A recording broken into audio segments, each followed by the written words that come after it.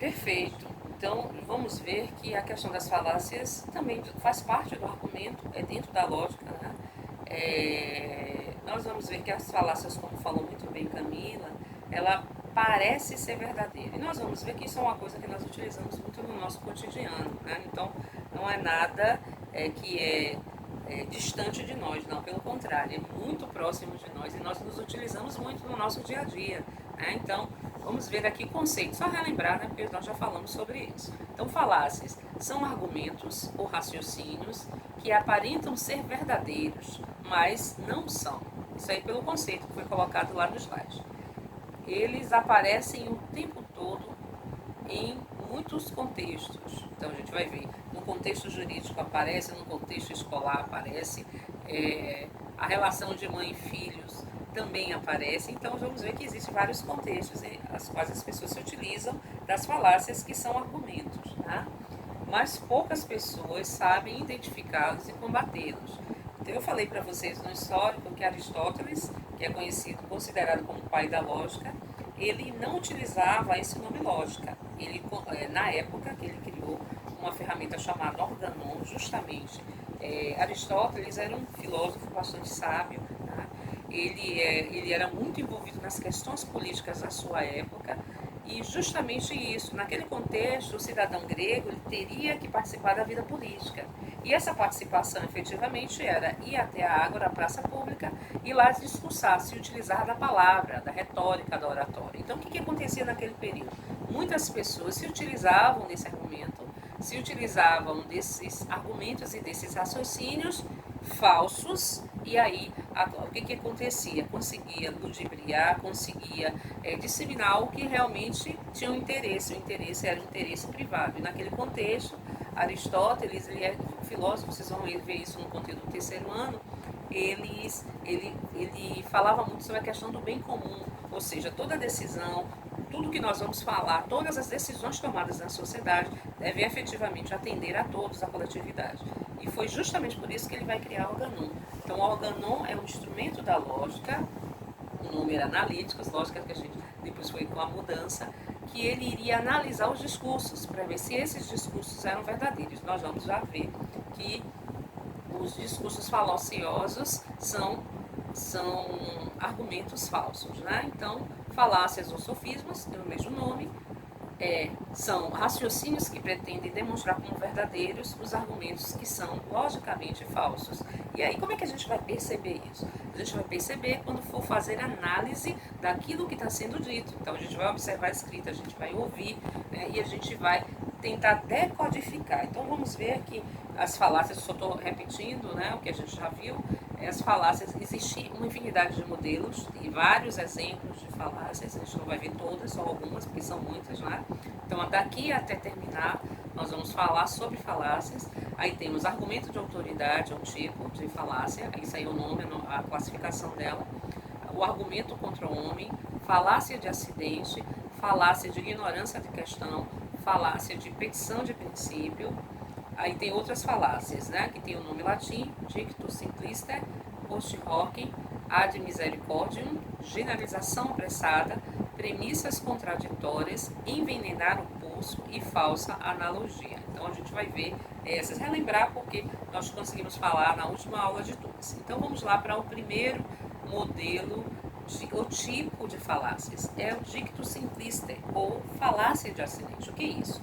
É dizer um argumento baseado numa generalização não qualificada. O que é generalização? É você pegar com poucas informações e aí você afirmar algo. Então vamos por exemplo que vai ficar mais claro, né? Esse é o conceito bem pequenininho. Então vamos lá. Essa parte aí foi pega do livro, a referência desse livro está no último slide. O que é isso aqui? O que é uma generalização? O que é uma falácia de acidente, o dictus simplister, né? Em regra geral,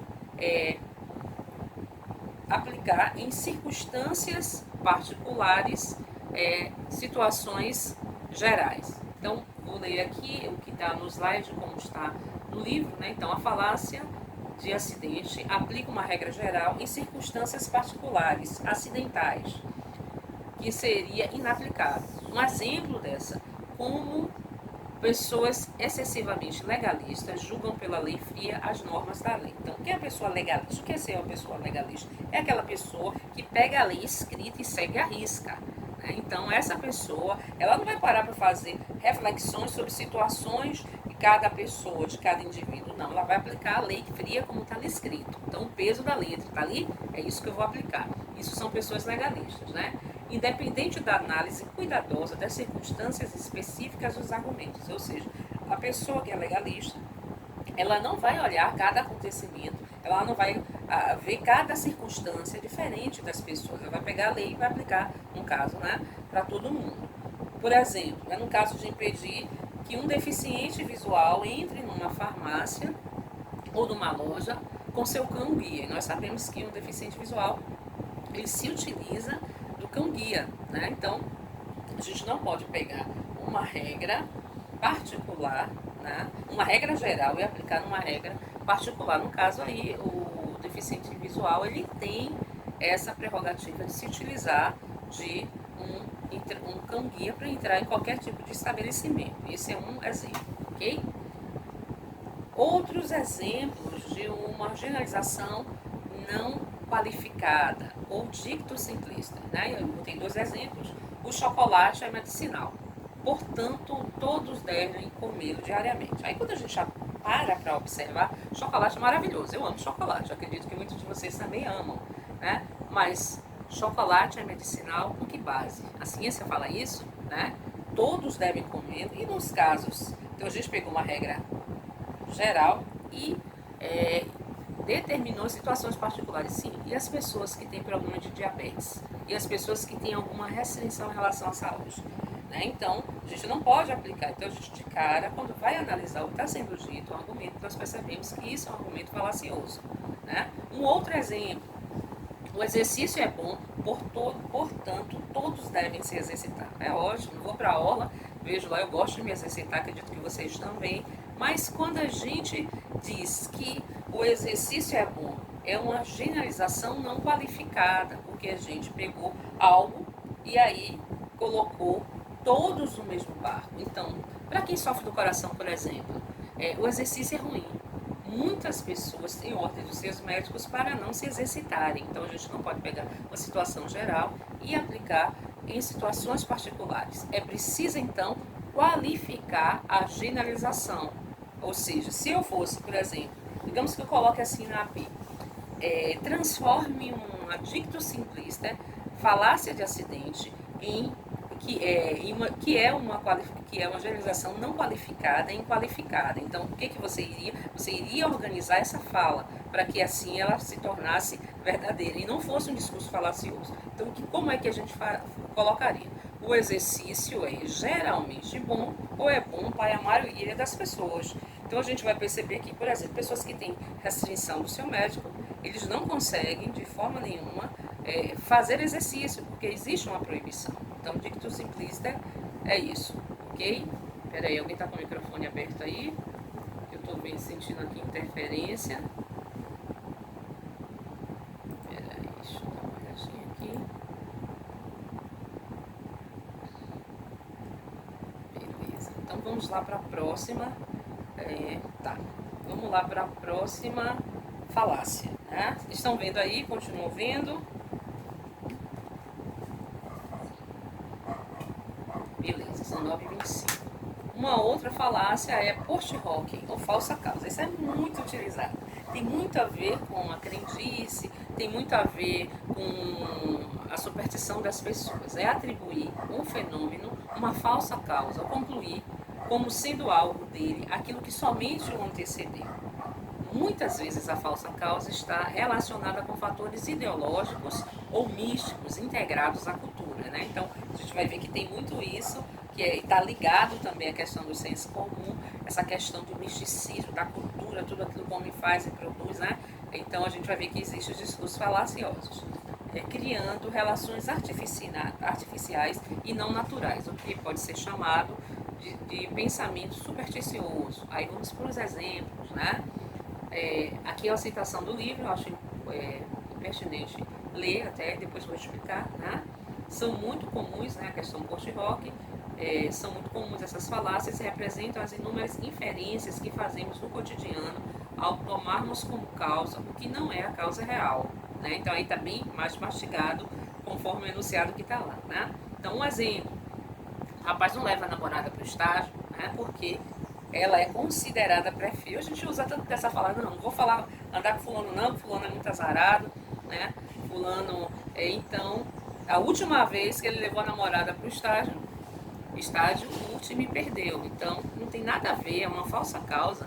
Não, por que está atribuindo uma causa à namorada? Nada disso. Foi um fato anterior. Qual foi o fato anterior? O outro time era muito mais forte, ou o time não estava preparado, né, tecnicamente, e aí venceu o mais forte. Né? Então, outro exemplo, um estudante usa sempre a mesma camisa quando vai fazer a prova. Para ter sorte, imagine. Aí cada um tem lá sua crendice, estou dizendo que é certo, errado, não estou emitindo juízo de valor, mas o aluno lá, não, eu vou usar esse pé de coelho, não estudou nada. Aí, porque vai me dar sorte, aí na hora não acontece, né? E aí, por quê? Porque não houve um preparo. O que antecedeu? A falta de preparo do aluno. Então, o aluno não atingiu o objetivo em relação ao conteúdo.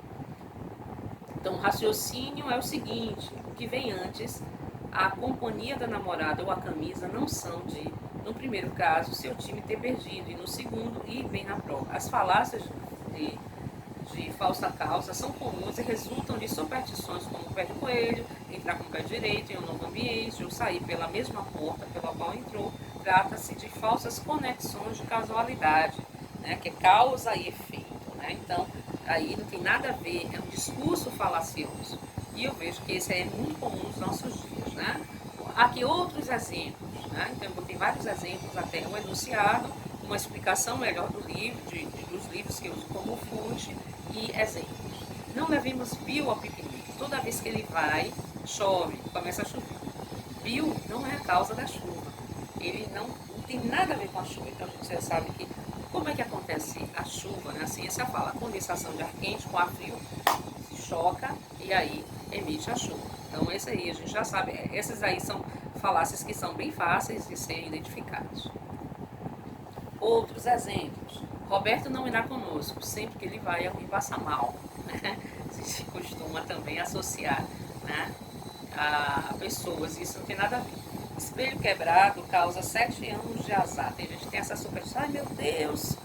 Aí acontece alguns acontecimentos. Ah, não, foi porque eu quebrei o espelho. Não tem nada a ver. Né? O pipilar de uma coruja sobre a soleira da casa é presságio de morte. O que é isso? Pipilar, aquela zoadinha que é emitido pela coruja na soleira da casa, aquelas casas antigas têm aquela soleira alta, e aí as pessoas mais antigas, mais velhas, costumam dizer isso, né? Que passou uma coruja, as pessoas já olham com aquele olhar de não vai morrer alguém, e aí se essa coruja passa na frente de uma soleira ou fica numa soleira da casa, as pessoas associam isso. Nada a ver, é uma post-rock, é uma falsa causa. Bem, todo mundo comigo? Até aqui tudo bem? Vamos lá, vamos para outro também que é normal e a gente também costuma... Oi, tem alguma pergunta? Vi uma outra voz? Não, né? Então vamos lá. A de misericórdia, o apelo à misericórdia. Esse daí é o tipo de falácia muito recorrente nos nossos dias e com certeza muitos alunos utilizam ela, né, para tentar conseguir algo dos seus pais. O que é isso, o apelo à misericórdia? É a utilização de chantagem emocional, é induzir a compaixão para conseguir o intento que se pretende. Né? Então, a gente vai se utilizar, por exemplo, né? Nossa, que agora a febre do momento é celular. Quanto mais você tiver um celular mais tecnológico, melhor. Né? Então, todo mundo da sala de aula tem aquele celular de ponta. Né? E aí tem alguém que tem um celular analógico. Então, você vê que o grupo todo vai olhar, nossa, tecnologia está deixada de lado. Então, assim, aí você vai se utilizar. Mamãe, poxa, eu preciso de um celular melhor para assistir as aulas de filosofia. E a mãe vai olhar e dizer, mas eu não tenho essa condição. Mas aí eu vou ficar traumatizado, eu não vou mais ter o mesmo rendimento. Então é se utilizar de uma chantagem emocional grande para alcançar o seu objetivo. Aí o exemplo, olha, isso aqui é um exemplo, a gente vai ver que tem, é muito utilizado, não só por nós, né, mas também por alguns profissionais, né? Então, um homem vai pedir emprego. Quando o patrão pergunta quais são as suas qualificações, o homem responde que tem uma mulher, tem 2 filhos em casa, que é a mulher aleijada, as crianças não têm o que comer, não têm o que vestir, nem o que calçar.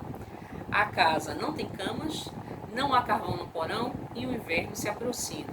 Ou seja, o homem não respondeu a pergunta a qual foi feita pelo patrão sobre as suas qualificações, porque o que está em xeque aí é a questão da vaga de emprego. Então ele não respondeu. Então ele se utilizou de chantagem emocional, de falar de uma situação que às vezes não é nem verdadeira, para tentar comover quem estava, o empregador, né? No caso o patrão. Né? Ao invés disso, ele tentou se utilizar ou despertar a compaixão. Então esse aí é apelo à misericórdia. Toda vez que há esse exagero de emoções, de uma carga de sensibilização, nós já sabemos que essa falácia é a de misericórdia ou apelo à misericórdia. Vamos lá, ainda tem tempo, né?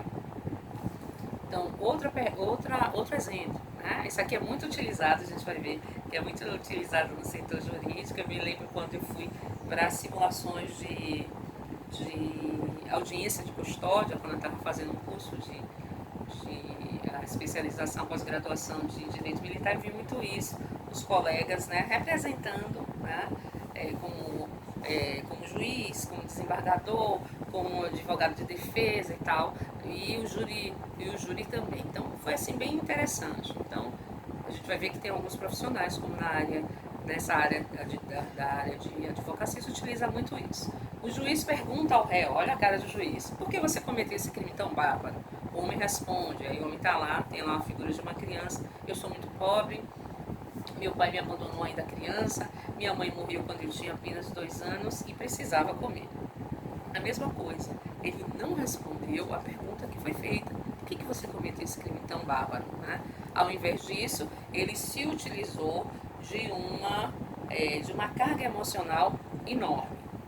Um outro tipo de falácia, generalização apressada. Então, essa generalização apressada é quando nós vamos utilizar sem fazer análise rápida, a gente vai atribuir uma situação particular em situações gerais. Deixa eu só ver se eu coloquei aqui, peraí, só um minutinho. Só ver se eu botei aqui o enunciado, que eu acho que não está nesse aqui, que está sendo projetado não. Mas eu abro aqui rapidinho e vou dizer para vocês o enunciado dela até para ficar mais claro, né? Está abrindo. O que seria essa generalização apressada? Então, a generalização apressada é muito comum, consiste em chegar a conclusões tomando por base apenas um ou poucos fatos. Conclui que nenhum médico é confiável devido à cirurgia mal sucedida. Um exemplo, então o médico ele vai realizar uma cirurgia e por causa dessa cirurgia mal sucedida, né, as pessoas vão concluir que aquele médico ele não tem condição nenhuma de fazer cirurgias porque ele mata. Esse médico mata todo mundo. Esse discurso, esse tipo de falácia é uma generalização apressada. Não é por causa de uma situação que todos os médicos, uma situação particular, né, um fato isolado, a gente vai concluir que todos os médicos eles matam, eles vão ter cirurgia mal sucedida. Então, geração apressada é: oi,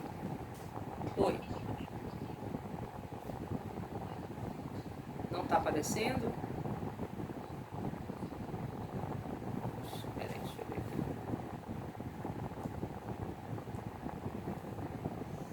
Não vocês estão no exemplo, isso?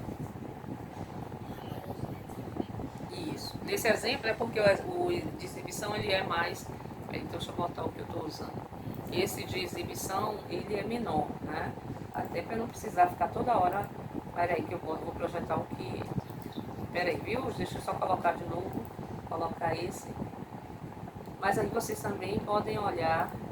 Esse aqui é maior, né? Pera. Já conseguem ver aí?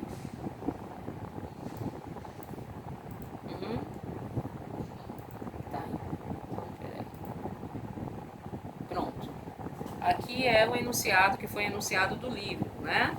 Então eu já falei desse exemplo, é desmerecer a política em geral, porque alguns políticos são corruptos, é um tipo de generalização apressada. Então vamos ver que na questão política nós vamos ter vários políticos e que existem realmente políticos que são extremamente comprometidos. Não é por causa de um que é corrupto que todos serão. Então generalização apressada justamente é isso, é consistir em chegar à conclusão tomando como base apenas um ou poucos fatos, né? Outro exemplo, a partir do pressuposto que todos os árabes são violentos e fanáticos religiosos com base nos ataques terroristas às Torres Gêmeas em Nova York em 11 de setembro de 2001. Né? Então, aí é um outro exemplo. Né? Deixa eu voltar ao exemplo que foi projetado. Peraí. Tá. Aqui está o enunciado. O que é a organização apressada? Acontece quando se atribui ao todo, o que é próprio de uma parte, ou seja, a partir de uma observação sobre um caso típico, esta passa a ser entendida em casos atípicos. A generalização é feita apressadamente, não há exemplos suficientes para justificar a conclusão. Isso aí foi na época que eu fiz, foi um memento, né, para ficar mais clara a ideia. Depois eu peguei do livro que eu estou usando também, um dos que eu estou usando como base. Aí vamos para os exemplos, né, para ficar mais compreensível. Deixa eu só ver a hora. Você não sabe falar francês. Eu não sei falar francês. Berson não sabe falar francês. Devo, portanto, concluir que ninguém na universidade sabe falar francês. Imagina, no universo de uma faculdade nós temos milhares de alunos. Digamos que tenhamos lá 1.500 alunos. Não é porque uma única pessoa, ou um fato isolado, uma única pessoa, poucas pessoas não sabem falar francês, que todas as pessoas na universidade não sabem falar francês. Essa aí, então, foi feito apressadamente, sem uma análise, concluiu-se que a partir de um fato, a partir de uma pessoa, todas as pessoas não sabiam falar francês. Esse exemplo. Então, generalização apressada é isso. A partir de um fato, a gente generaliza para todas as pessoas. Um outro, o tenente sabe jogar xadrez. O sargento sabe jogar xadrez. Logo, todos os militares sabem jogar xadrez. Por exemplo, eu quando fui militar, se eu fosse usar essa falácia, que todos os militares sabem jogar xadrez, eu não sei, né? Apesar de ter tentado, fiquei assistindo, mas eu nunca me interessei muito, então eu não sei. Então, a generalização apressada é quando você conclui a partir de um fato, como foi aqui, que o tenente e o sargento sabem e que todos os militares sabem, na verdade, não sabem, ok? Deixa eu ver se dá mais tempo para outra. A outra é premissas contraditórias. O que são isso? Tá?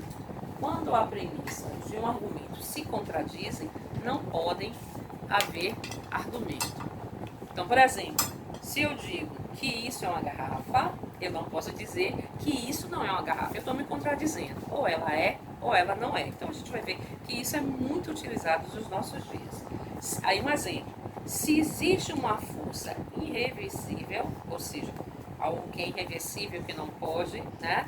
Que é, sabe, tem força total, não pode existir um objeto irremovível. Ou seja, como é que pode isso? Então, aí tem aí uma pedra. Existe uma força irresistível, que no caso dessa pedra, ela não pode ser removida, mas se é irresistível, irresistível quer dizer nada resiste, então eu posso lá, se eu tenho força, eu posso pegar essa pedra e tirar, ela não é irremovível. Se a força é maior do que o objeto, claro, lógico, então a gente vai ver logo que premissas contraditórias é isso, irresistível, que não pode resistir, que não tem nada que faça com que ele não resista. Então, se a pedra, no exemplo que eu botei aí, tem aqui do lado, né? Existe uma pedra gigante e a força, ela é total, ela consegue, então não existe nenhum objeto que ela não consiga mover. Então, essa é considerada premissas contraditórias. Outro exemplo. Se Deus pode fazer tudo, pode fazer uma pedra tão pesada que ele mesmo não consiga levantar? É um questionamento. Mas se ele pode fazer tudo, pode levantar a pedra. Então, se Deus é poderoso, ele tem o poder de fazer tudo, ele criou tudo, ele tem a força total. Né? Então, eu não posso dizer que Deus ele pode fazer tudo, mas ele não pode levantar a pedra. Então, é contraditório. Né? Quando as premissas de um argumento se contradizem, não pode haver argumento. Né? Então, ali isso já é uma repetição, depois eu vou consertar do outro slide. Então, premissas contraditórias Quando você está dizendo um argumento, você não pode se contradizer. Ou pode, ou não pode. Ou é, ou não é. Foi até que eu perguntei para vocês uma vez, até brinquei, mas ali foi uma outra reflexão. Foi uma provocação no início, né? Logo no primeiro trimestre, o que é isso? Aí todo mundo numa mesa, mas a verdade ali, eu estava usando aquele argumento para que vocês pudessem sair da caixa, vocês pudessem viajar, até para que vocês entendessem que a realidade da filosofia é uma realidade diferente desse olhar, né? Mas aqui, nas premissas contraditórias, é que eles não podem se contradizer. Se eu falo uma coisa, afirmo uma coisa, eu não posso negar. Né? Ou é um dos princípios até que Aristóteles coloca. Né? Então, esse é o princípio da não contradição. Uma coisa é, ou uma coisa não é. Peraí, deixa eu ver ainda se dá tempo. Aqui, é um outro exemplo de premissas contraditórias. Se o ser humano for realmente poderoso, poderá criar algo tão poderoso que o livre da destruição.